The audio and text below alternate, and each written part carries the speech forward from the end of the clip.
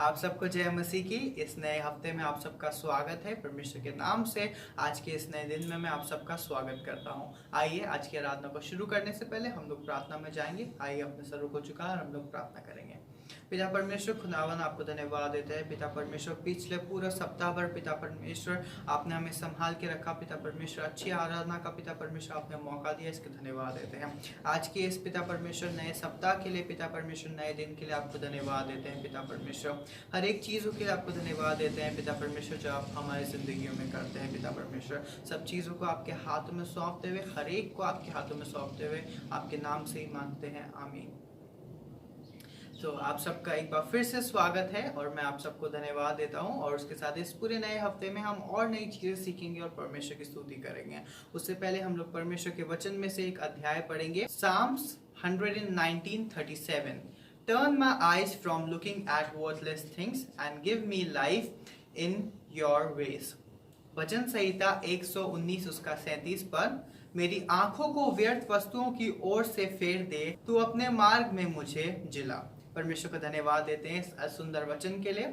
आज के वचन में परमेश्वर हमसे कहता है कि जो गलत चीज़ें हैं उनसे हमको दूर रख। जो हमारी आंखें हैं वो हमारे हर प्रॉब्लम का कुछ टाइम अच्छी रहती है, कुछ टाइम गलत रहती है। तो जब हम लोग क्योंकि कुछ भी अगर हम लोग के मन में कुछ भी स्टार्ट होने वाला होता है, वो स्टार्ट हमारी आंखों से होता है। हम पहले उस चीज़ को देखते हैं, फिर उसके बाद हम सोचते हैं, चाहे दिमाग में चाहे दिल में, तो उसके बाद आगे की प्लानिंग हमारा दिल और जो दिमाग है वो करता है। तो इसलिए परमेश्वर का वचन कहता है कि इसमें परमेश्वर का दास कह रहा है कि हमको अपने जो आंखें हैं, परमेश्वर को बोल रहा है कि परमेश्वर तू मेरे को गाइड कर कि मैं अपनी आंखों को गलत चीज़ों से हटा के रखूं, बचा के रखूं, ताकि जो तू चाहता है वो मेरी ज़िंदगी से कर सकूं, ना कि जो मैं चाहता हूं या जो मैं गलत ट्रैक पे चले जाता हूं वो कर सकूं।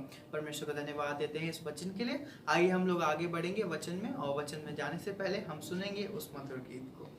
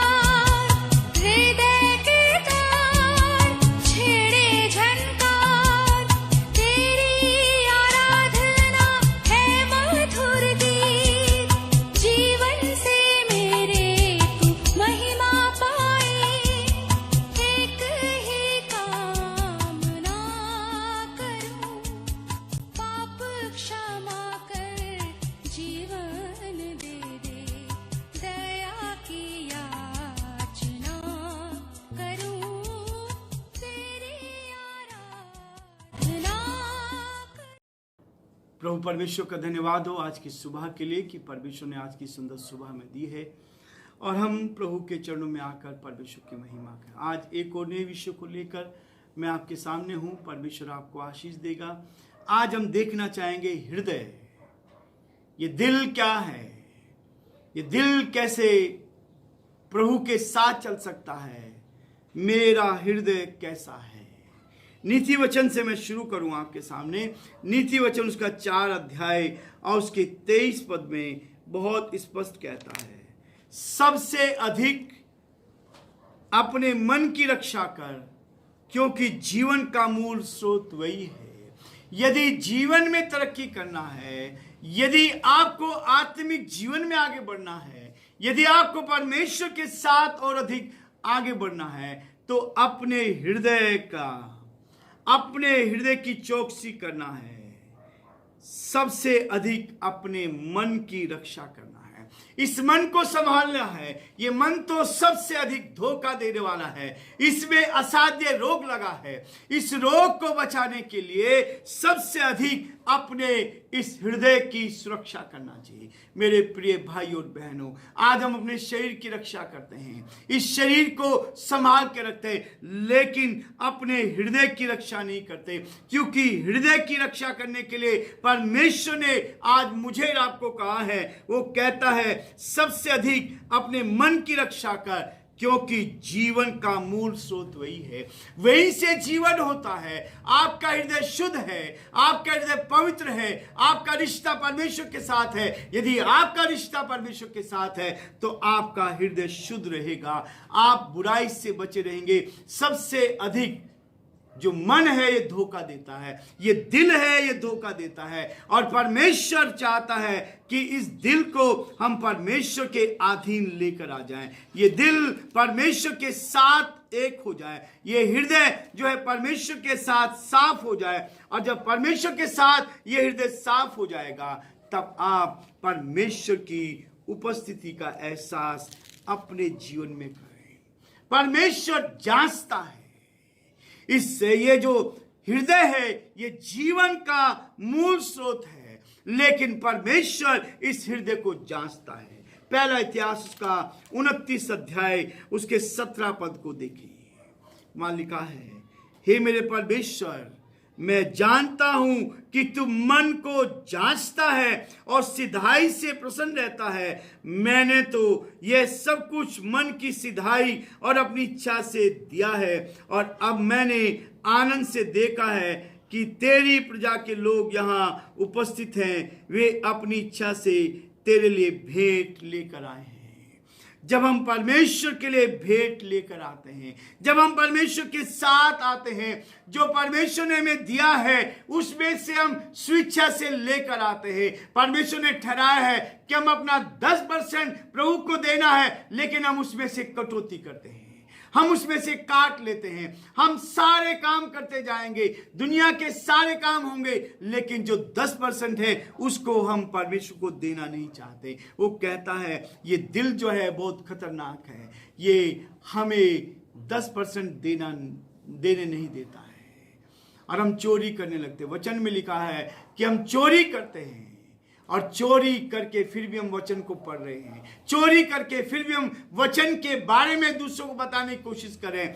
चोरी जहां हो रही है वहां कैसे हम परमेश्वर के वचन को बांट सकते। कहता है, हे मेरे परमेश्वर, मैं जानता हूं कि तू मन को जांचता है। वो मन को देखता है, वो हृदय को देखता है, मेरे मन में क्या है इस चीज को वो देखता है। और इसलिए वो बार बार हमें इस बात के लिए प्रेरित करता है ताकि हम हृदय की गहराई से परमेश्वर के साथ आगे बढ़ते जाएं।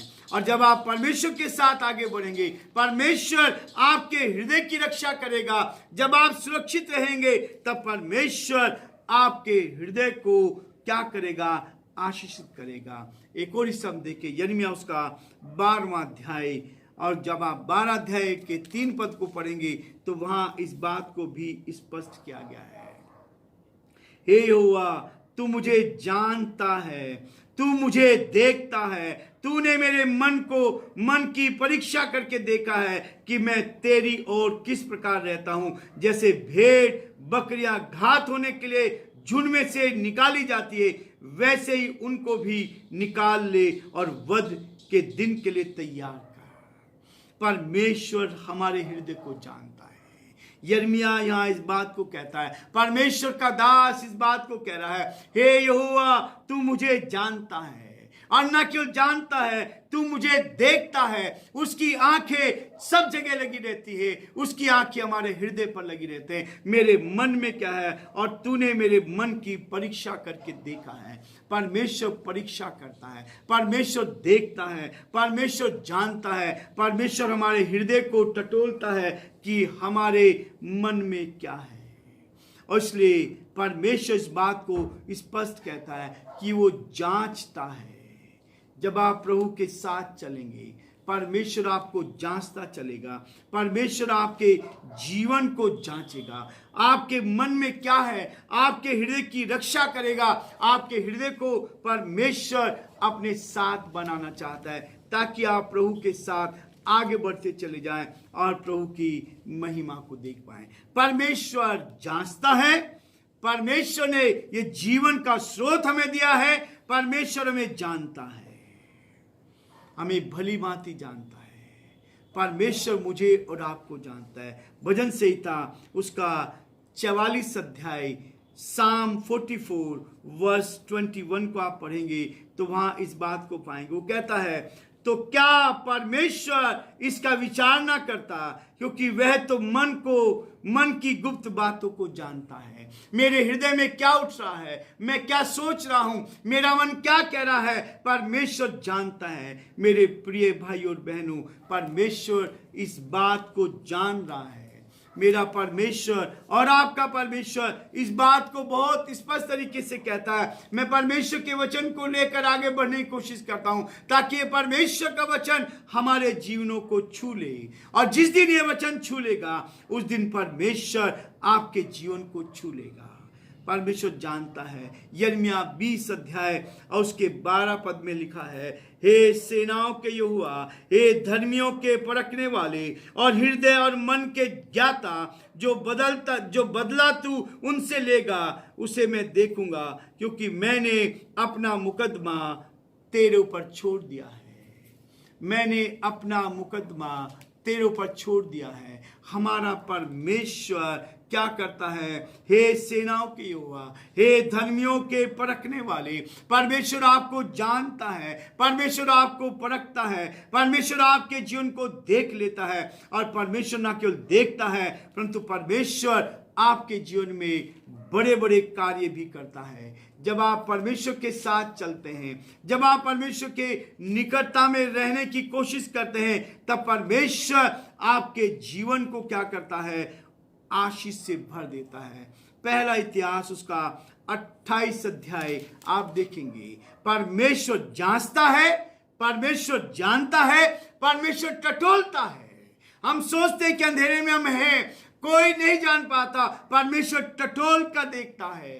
पहला इतिहास उसका 28 अध्याय उसके 9 पद में कहता है, हे मेरे पुत्र सुलेमान, तू अपने पिता के परमेश्वर का ज्ञान रख और खरे मन और प्रसन्न जीव से उसकी सेवा करता रहे, क्योंकि यहोवा मन को जांचता और विचारों में जो कुछ उत्पन्न होता है उसे समझता है। यदि तू उसकी खोज में रहे तो वह तुझको मिलेगा, परंतु यदि तू उसको त्याग दे तो वह सदा के लिए तुझको छोड़ देगा। परमेश्वर टटोल कर देखता है। परमेश्वर मुझे और आपको टटोलता है, जांचता है, देखता है कि मैं किस रूप से अपने जीवन को जी रहा हूं। परमेश्वर ने सुलेमान से कहा है, सुलेमान को स्पष्ट रीति से इस बात के लिए कहा है, यदि तू परमेश्वर के साथ चलता रहेगा तो परमेश्वर क्या करेगा? तुझे आगे बढ़ाता जाएगा। परमेश्वर का ज्ञान रख और खरे मन और प्रसन्न जीव से उसकी सेवा करता रहे, क्योंकि यहोवा मन को जांचता है, यहोवा मन को टटोलता है, यहोवा मन को देखता है। यिर्मयाह ने भी उसके 17 अध्याय उसके 10 पद में इस बात को कहता है, मैं यहोवा मन को खोजता हूँ और हृदय को जांचता हूँ, ताकि प्रत्येक जन को उसकी चाल चलन के अनुसार अर्थात उसके कामों का फल दूं।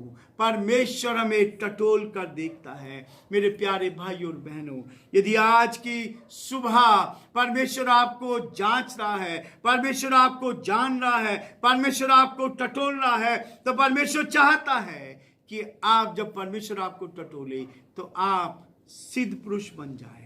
मन तो सब वस्तुओं से अधिक धोखा देने वाला है, उसमें असाध्य रोग लगा है, उसका भेद कौन समझ सकता है। यिर्मयाह 17 उसके 9 पद में लिखा है कि मन की रक्षा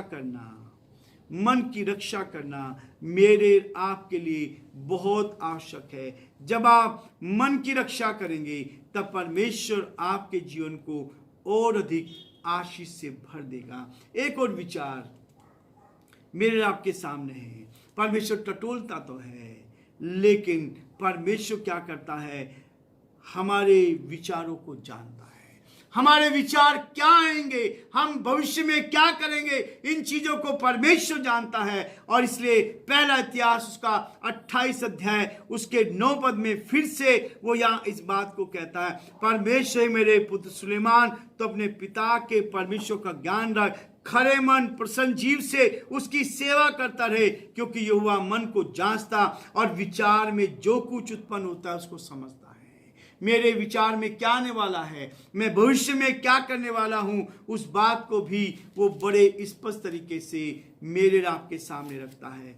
आखिरी बात कहकर मैं समाप्त करूंगा। आखिरी बात, वो हमारी छानबीन करता है, इस हृदय की छानबीन करता है। इस हृदय में क्या है उसको बहुत ही तरीके से छानता है, देखता है कौन सी कमजोरी इस हृदय में है, कौन सा पाप इस हृदय में है, कौन सी कमी इस हृदय में है। परमेश्वर उसको देखता है, परमेश्वर उसको देखता है। मनुष्य का सारा चाल चलन अपनी दृष्टि में तो ठीक होता है, मनुष्य का सारा चाल चलन अपनी दृष्टि में ठीक तो होता है, परंतु यहोवा मन को जांचता है, छानबीन करता है। मेरा परमेश्वर हृदय की छानबीन करता है। मेरा परमेश्वर भविष्य के विचारों को जानता है। मेरा परमेश्वर टटोलता है। मेरा परमेश्वर जानता है। मेरा परमेश्वर जांचता है। आज की सुबह मेरे और आपके लिए ये बहुत ही महत्वपूर्ण है। जब परमेश्वर आपको जांचता है, जब परमेश्वर आपको परखता है, जब आपको परमेश्वर परीक्षाओं में लेकर आता है, वो मुझसे और आपसे कहता है कि हम परमेश्वर ने जो कुछ हमें दिया है उसका हिस्सा उसको देना है, उसकी आज्ञा का पालन करना है। जैसा कल हम सीख रहे थे, अपने अगुओं की आज्ञा का पालन करना है, जो आपको सिखाते हैं उनको सीखना है। तब आप देखेंगे कि परमेश्वर की उत्तम आशीष आपके जीवन पर, आपके परिवार पर बनी रहेगी। परमेश्वर आप सबको बहुत आशीष दे और इस बात को स्पष्ट रखें, इस बात को अपने जीवन में देखें कि परमेश्वर सब जगह उपस्थित है। मैं कहीं भी जाऊं वहां पर परमेश्वर है। परमेश्वर आज मुझे और आपको जांच कर जान लेना चाहता है।